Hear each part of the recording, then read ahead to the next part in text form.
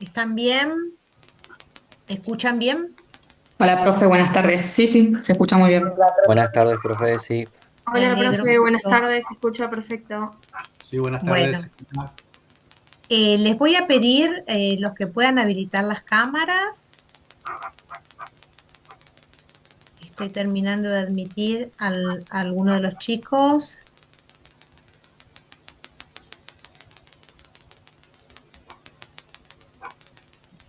Díaz, vos eras el que estabas con la fractura, ¿no? Elías, ¿estás por ahí? no, profe, no, no. No, bueno, había uno que me escribió que estaba fracturado.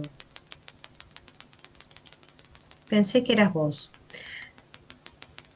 Bueno, em, acá está el otro día, debe ser él. A ver, ahora cuando entre le pregunto.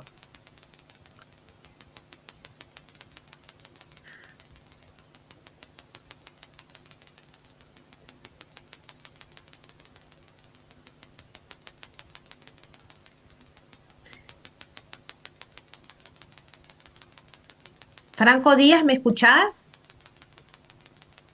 La escucho, profe. Ah, ¿vos sos el que tenés la fractura? Sí, Ah, ¿cómo andás? bien, ¿usted cómo está? Más o menos, pero bueno, Estamos lisiados. estamos lisiados, sí, la verdad que es muy doloroso.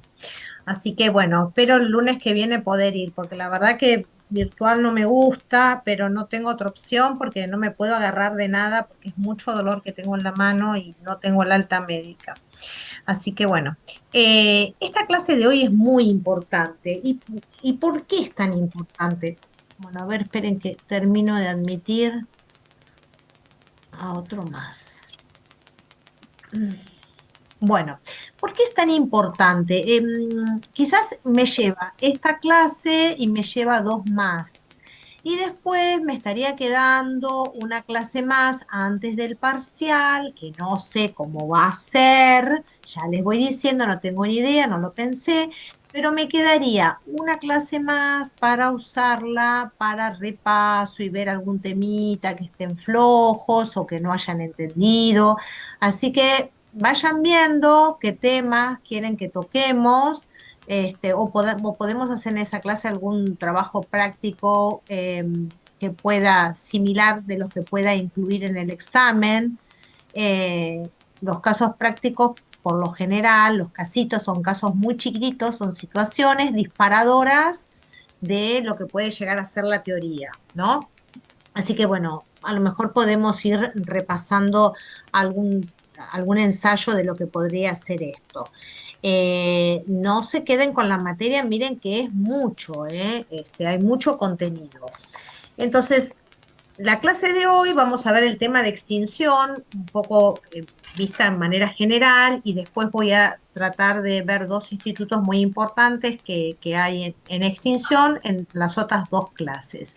¿Y por qué les digo que el tema de extinción es tan importante? Porque cuando ustedes se reciban de abogado, los van a venir a ver por la extinción de los contratos, porque es la metida del abogado, el que se dedique a civil, tenga que ver si hace o no hace la demanda, va a tener que ver tema de extinción. Entonces, si ustedes no aprenden bien esto, no van a saber cómo poder encauzar un tema de reclamo legal, ¿sí? Nadie lo va a venir a ver porque le va bárbaro con el contrato de locación. Lo van a venir a ver justamente porque quieren extinguir una situación jurídica que los viene atando con la otra parte y bueno, y necesita resolverlo de alguna manera.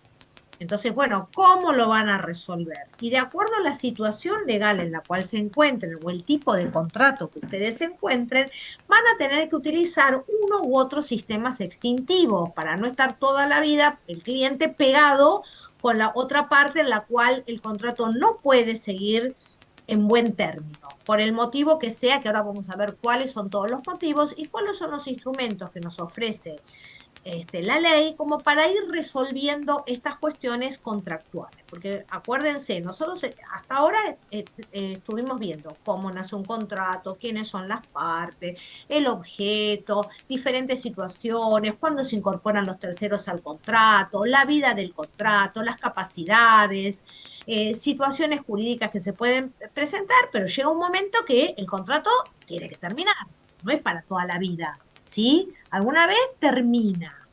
Entonces, dicho esto, nosotros vamos a encontrar que tenemos dos maneras de concluir un contrato, ¿sí? De que el contrato termine.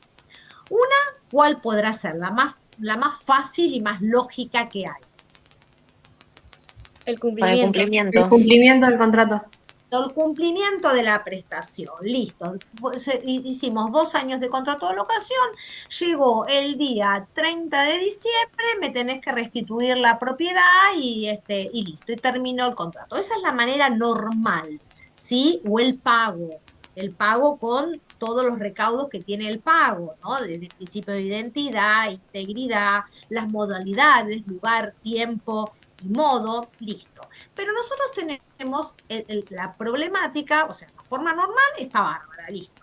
Hubo cumplimiento, el contrato se desarrolló fantásticamente bien, pero el problema nos trae cuando tenemos una manera anormal de concluir un contrato. Tenemos que ponerle fin a esta relación jurídica de las partes porque hay una situación que no es la prevista contractualmente, o mejor dicho, se previó quizás contractualmente que si sucedía alguna situación, las partes deberían ponerle fin a esta relación jurídica.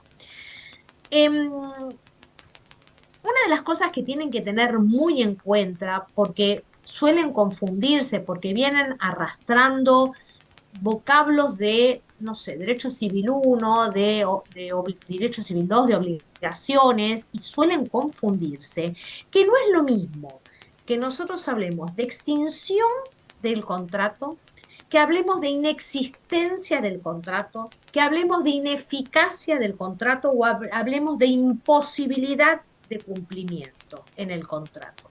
Son todas cosas diferentes y a veces se toman como sinónimos y no es así. Extinción, ahora vamos a ver, el contrato es válido, está en plena ejecución y hubo alguna situación que necesitamos ponerle una terminación. Cuando hablamos de inexistencia del contrato, es que el contrato nunca nació, ¿sí? Hubo una oferta, pero no hubo una aceptación.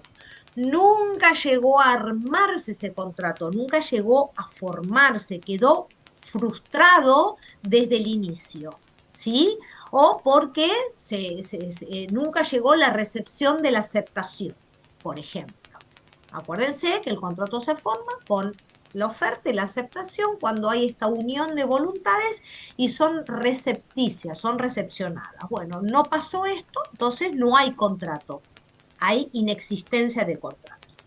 Otra cosa es la ineficacia. El contrato existe, es válido, pero no surte el efecto deseado por las partes. Queda privado alguna situación jurídica que las partes no pudieron prever. Por ejemplo, algún tema de invalidez, algún tema de capacidad, ¿sí? O porque nació con un vicio en el cual tiene que tildarse de nulo o anulable. El contrato es válido, en el caso de nulidad no, porque atañe a lo estructural, pero por ejemplo es un contrato anulable, por ejemplo se hizo el contrato y estamos ante un tema de discernimiento o de violencia o de capacidad. Sí, el contrato es válido, pero está afectado por alguna situación que no permite que tenga lo seguido por las partes. ¿Sí? Que no tenga, ay, no me sale la palabra, que no tenga, ay, se me fue la palabra que les quería decir, priva de eficacia a ese contrato, porque en su estructura o en su resolución está atacado por algún tipo de vicio. Después tenemos la imposibilidad de cumplimiento. La imposibilidad de cumplimiento es, acá hay buena voluntad de ambas partes, pero el contrato no se puede cumplir. Por lo general, esta imposibilidad de incumplimiento atañe a las cuestiones que le sobreviene un caso fortuito o una fuerza mayor. Entonces, la diferencia entre caso fortuito y fuerza mayor es muy chiquita, es muy, eh, muy lineal. Ataca los acontecimientos que son de carácter meteorológico y otra a cualquier imponderante que pueda surgir de características generales o demás. Por ejemplo, hay una imposibilidad de cumplimiento si yo tengo que entregar un caballo mañana y de pronto hubo una tormenta eléctrica y al caballo le cayó el rayo. Listo, fue un caso fortuito, o en este caso de fuerza mayor, en el cual, por una cuestión meteorológica, el caballo quedó electrocutado, se murió y hay una imposibilidad de cumplir con el objeto, en este caso de la compraventa. No genera responsabilidad para ninguna de las partes, ¿sí? En el caso de imposibilidad de cumplimiento. Entonces, estas son diferentes formas en las cuales se plantea en la cual va a haber una terminación de un contrato o el contrato nunca nació, en el cual las partes no llegan al objeto deseado. Cuando nosotros hablamos de extinción, ojo, también puede haber una extinción por imposibilidad de cumplimiento, ¿eh? En el caso de que hizo una compraventa de un caballo y le cayó un rayo, o vino no sé, un maremoto y se llevó puesta la casa. Pero en realidad, cuando nosotros hablamos de extinción, es que las partes prevén alguna situación de carácter resolutivo para ponerle fin al el contrato que iniciaron. Entonces, si yo voy a hablar de extinción de manera anormal, voy a decir que hay dos formas de presentarse esta extinción. Una que es la decisión conjunta, ¿sí? El distracto bilateral, el mutuo disenso. Ambas partes se ponen de acuerdo en, si llega a suceder determinada circunstancia, dar por resuelto el contrato o rescindido el contrato, ¿sí?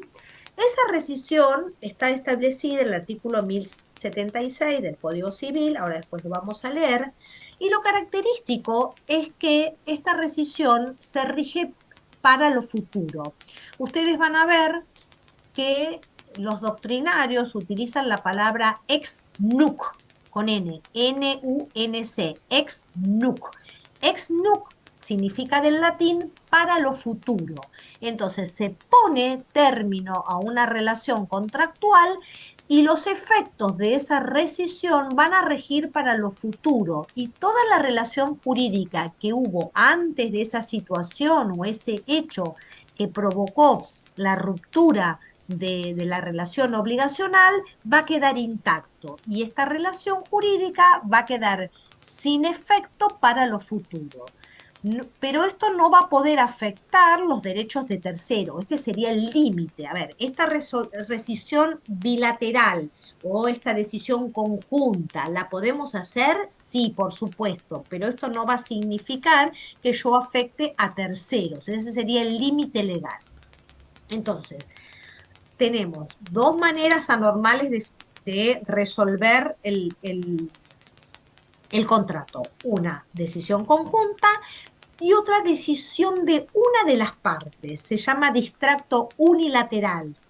Total o parcial, puede ser todo el contrato o una parte del contrato. Y está contenida en el artículo 1077, que ahora lo vamos a ver.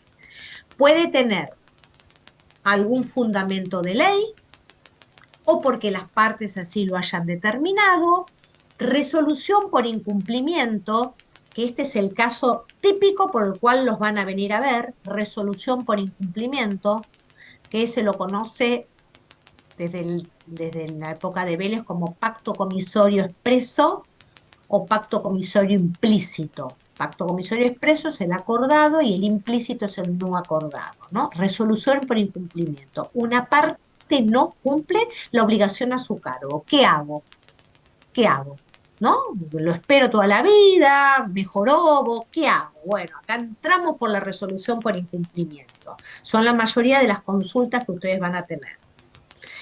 Y después tenemos dos más que son dentro de lo que es la decisión de una de las partes, ¿no? De lo que es el distracto unilateral, dijimos que por ley, por convención de parte, por resolución por incumplimiento o por unas que las llamamos quiebre de las bases objetivas del contrato. Quiebre de las bases objetivas del contrato. Y ahí entran dos institutos de extinción del contrato que se llama frustración de la causa fin y teoría de la imprevisión. Quizás teoría de la imprevisión la han escuchado un poco más por los sucesos del 2000, por el tema de la escapada del dólar, por estas situaciones que son de carácter generales y que afectan pura y exclusivamente a los contratos en curso de ejecución, ¿no? Los contratos nacen de una manera y después viene un hecho sobreviniente que los afecta y no podemos seguir adelante en esta situación jurídica. Frustración de la causa fin es similar, también tiene una afectación extraña a las partes y queda afectada la relación jurídica y las partes deben resolverla o la parte afectada debe resolverla de alguna manera. Entonces, vuelvo. Modo anormal, decisión conjunta, como distracto bilateral, mutuo disenso, siempre es para lo futuro, es NUC, no va a afectar los derechos de los terceros. Esta rescisión es bilateral, ambas partes deciden poner fin a la relación jurídica por la situación que haya sido. Y después tenemos el modo normal, que es, dentro del modo normal, la decisión de una de las partes, distracto unilateral, puede ser total o parcial, y está sustentado por la ley, convención de parte, por la resolución de incumplimiento, este pacto comisorio, o por el quiebre de las bases objetivas del contrato, en donde se enrola la frustración de la causa fin, la teoría de la imprevisión. ¿Vamos hasta acá? ¿Sí? Sí, profe. Bueno. Gracias. Si no entienden algo, me paran. Esta declaración, esta extinción por declaración unilateral, va a utilizar cualquiera de tres institutos, que los tres empiezan con R. Y los abogados los confunden todos y los ponen todos y los mezclan. Y tienen diferente tratamiento legal. O sea, si yo que tengo un contrato bilateral con una obligación bilateral, quiero hacer uso del distracto unilateral, quiero resolver este contrato, porque por la cuestión que haya sido, tengo que utilizar algunos de estos tres institutos, que son la resolución, la rescisión unilateral o la revocación. ¿Sí? Estos tres institutos del derecho que me sirven para ponerle fin a esta relación jurídica, se va a usar uno u otro, depende al tipo de... Profe, Sí. perdón, ¿puede repetir el segundo? Los tres Resolución. institutos, resolución, rescisión unilateral o revocación. De acuerdo al tipo de contrato en la cual esté yo parada, voy a tener que utilizar cualquiera de estos tres. O sea, si yo estoy parada en determinado contrato y quiero ponerle fin a ese contrato porque no quiero seguir vinculada con la otra parte, tengo que ver qué tipo de relación jurídica yo tengo, qué tipo de contrato tengo, para saber si voy a utilizar una resolución, si voy a hacer uso de una rescisión unilateral o de una revocación. Porque van a tener consecuencias diferentes. Yo les puedo asegurar que los abogados mezclan todo. Y en la práctica no saben cuál utilizar uno u otro. Pero a ustedes no les va a pasar eso. Ustedes lo van a saber. Entonces, la resolución Vamos a ver cada uno en detalles, qué significa cada instituto. Pero así, a prima facie, la resolución va a ser siempre ex tunc. Ex tunc significa para lo pasado. Vieron que yo les dije ex nunc con N, significa del latín para lo futuro. Esto va a tener la resolución efectos retroactivos, ex tunc. Entonces, ¿qué me va a significar eso? Salvo que estemos ante una resolución por condición resolutoria, o sea, dentro del contrato haya una condición resolutoria, entonces ahí sí va a ser para lo futuro. Pero si no, siempre va a ser para lo pasado. ¿Qué significa si yo extingo un contrato y retrotraerme al momento de la iniciación del contrato? Es que las partes se van a tener que devolver lo dado. ¿Sí? En principio va a significar eso, entonces va a tener efecto retroactivo. Volvemos al principio. Yo uso para extinguir este contrato porque el contrato me lo habilita, porque el tipo de contrato me lo habilita, utilizo el instituto de la resolución, con lo cual vamos a tener que retrotraer todo al comienzo de nuestra relación jurídica. Por eso uso la resolución, porque para este contrato se va a poder. ¿Cuándo utilizo la rescisión unilateral? Cuando por el tipo del contrato que se trata, yo quiero dejarlo extinguido para lo futuro y queda en salvaguarda todos los efectos jurídicos que tuvimos antes. Por ejemplo, un contrato de locación. El locatario hace uso del derecho de la rescisión anticipada. Antes de que termine el contrato, le dice al locador, yo voy a hacer uso de este instituto de la rescisión unilateral, de la rescisión anticipada, porque la ley me habilita a que si yo no quiero seguir con el contrato, pueda darlo por finiquitado. Entonces, la rescisión unilateral va a tener efectos para lo futuro, pero no para lo pasado. Para lo pasado yo ya pagué el canon locativo, hice uso y goce del departamento, entonces para una locación nunca voy a poder aplicar el instituto de la resolución, porque no puedo retrotraer el uso y el goce y los cánones locativos al comienzo de la relación jurídica, porque yo ya usé el departamento por 6 meses. ¿Sí? Voy a tener que aplicar la rescisión unilateral, ex nunc. Tiene efectos ex nunc para lo futuro. Si yo hablo de la revocación, va a tener efecto también para lo futuro. Van a quedar intactas todas las relaciones jurídicas que las partes tuvieron antes de que se planteara la revocación. ¿Y cuándo voy a plantear una revocación? Por ejemplo, en un contrato de mandato. Ya está, listo. El mandatario ya no me ofrece mi confianza. Listo, absténgase de seguir obrando en mi nombre y representación, quedan intactos todos los actos jurídicos que celebró en mi nombre y a partir de lo futuro usted no interviene más. ¿Cuál es el caso de revocación que tenemos de mandato, de contrato de mandato, que a ustedes se les ocurre más claro que lo pueden ver en cualquier lado? A ver, ¿qué se les ocurre? ¿A quién le otorgan mandato la gente? A un abogado en un juicio, por A ejemplo. un abogado, ahí está, el abogado. Al abogado le doy el poder, el dichoso poder, para que actúe en mi nombre y representación. Y de pronto no me gusta cómo me está llevando el juicio el abogado. La verdad que le revoco el mandato. Le digo, absténgase de seguir actuando bajo mi nombre y representación y sin causado. No tengo por qué yo explicarle el motivo por qué utilizo la revocación. Es un acto unilateral, recepticio. No tengo por qué decirle por qué lo voy a dejar de tener como abogado. Listo, ya está, se acabó.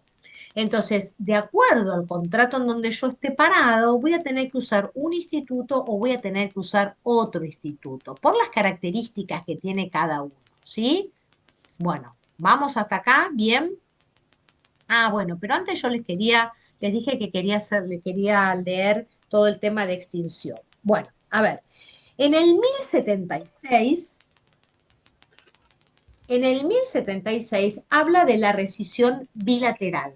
Eso significa que las partes pueden extinguir, salvo estipulación en contrario, el contrato y va a producir efectos para lo futuro. Ahí cuando dice para lo futuro, se ponen por favor la palabra ex nunc.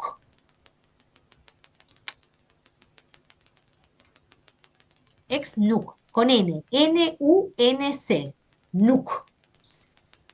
Porque van a encontrarlo en las bibliografías, la palabra, y no van a saber qué significa.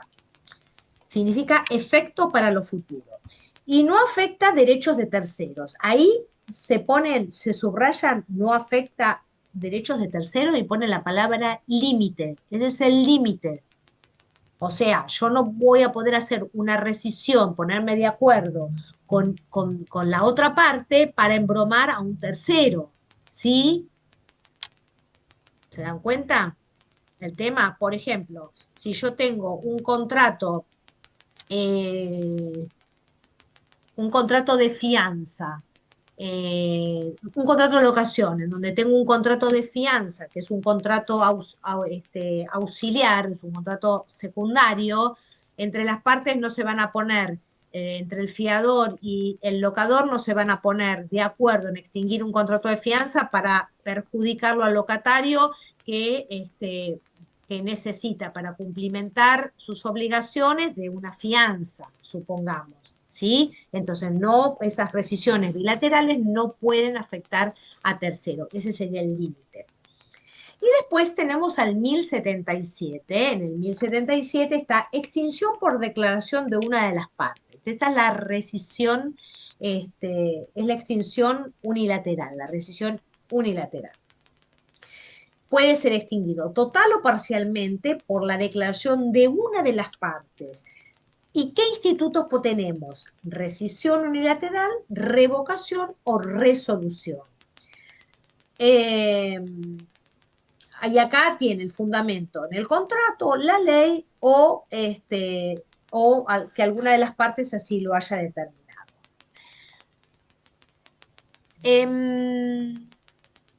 Bueno, el 1078 me habla del tema de la rescisión unilateral, ¿no? Entonces, esta resolución unilateral tiene que ser de carácter recepticio. Si hay varias partes, quien emite, de todos los integrantes de una parte, tienen que notificarla o hacérselo saber a la otra. Tiene carácter recepticio, o sea, yo utilizo el instituto de la rescisión unilateral y la pongo a conocer. Por eso digo que es recepticio, el otro lo tiene que recepcionar, ¿sí? ¿Y cuándo se extingue el contrato? ¿Qué les parece a ustedes? Cuando hay un hecho, les voy a poner dos situaciones. ¿Cuándo queda rescindido este contrato? Cuando está prevista la causal de incumplimiento dentro de la obligación o cuando yo le transmití a la otra que iba a hacer uso de la rescisión unilateral. ¿Qué les parece? Ahí, en esa la Y las última. partes tienen que estar informadas.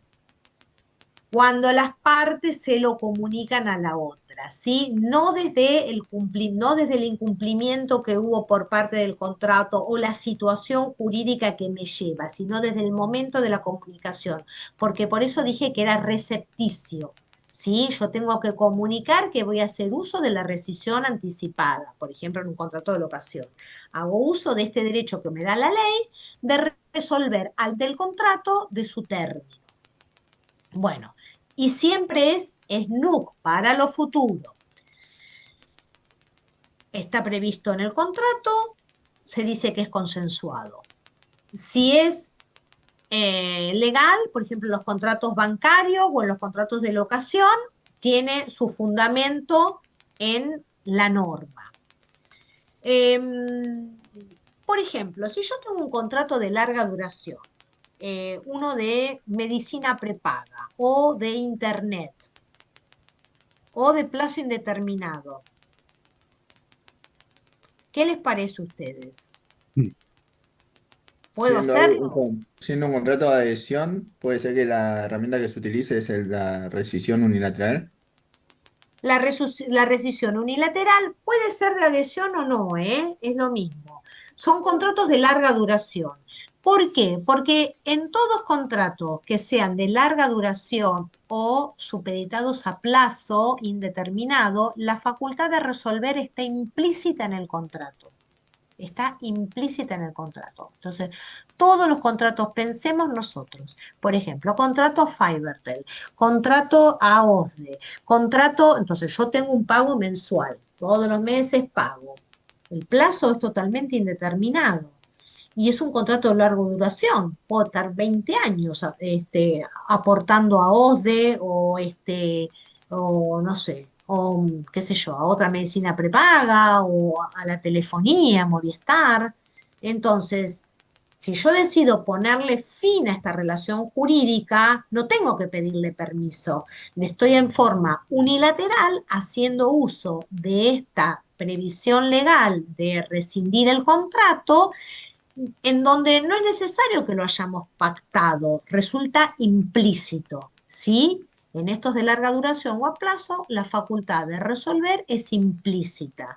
Diferente es, por ejemplo, en un contrato de locación. En el contrato de locación está previsto por ley. La ley es la que me determina que yo puedo usar si quiero de este recurso. El artículo 1080 dice que en la medida que corresponda, vamos a hablar de la restitución que las partes se hagan de las cosas, ¿sí? En la medida que corresponda. ¿Qué dice más el 1078?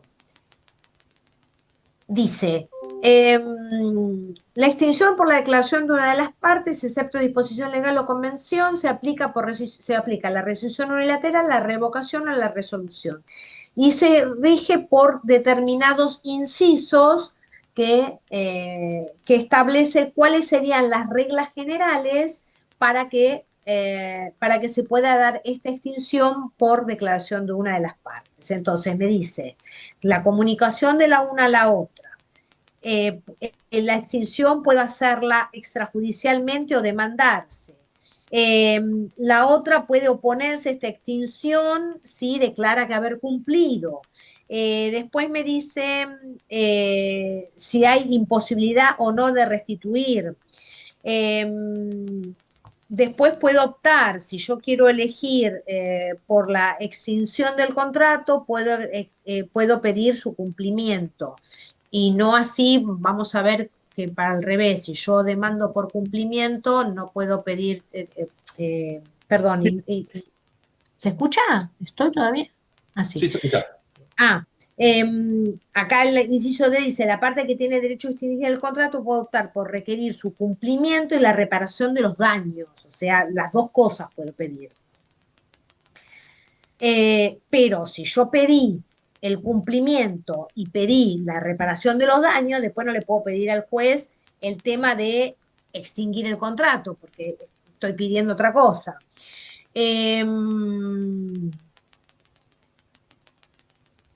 Después, ¿qué dice el G? El G me dice,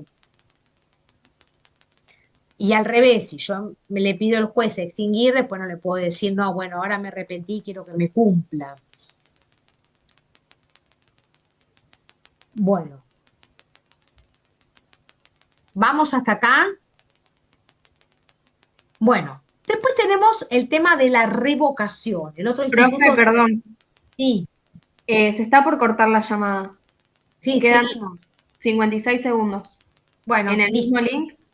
Sí, sí, todo igual, todo igual. Se Listo, corta perfecto. y enganchamos con lo que queda. Listo. Bueno, después tengo el tema de la revocación. Ya dijimos, en principio, que la revocación es un acto jurídico unilateral e incausado. Yo no digo por qué motivo voy a hacer uso de la revocación. Listo. Puede estar previsto en la ley o puede estar previsto contractualmente. y siempre me va a producir efectos extintivos para lo futuro, es NUC, sobre este acto jurídico unilateral o bilateral, porque también yo puedo hacer una revocación, no solamente en un acto bilateral. Ustedes vieron que cuando vimos la clasificación de los contratos, dijimos que los contratos que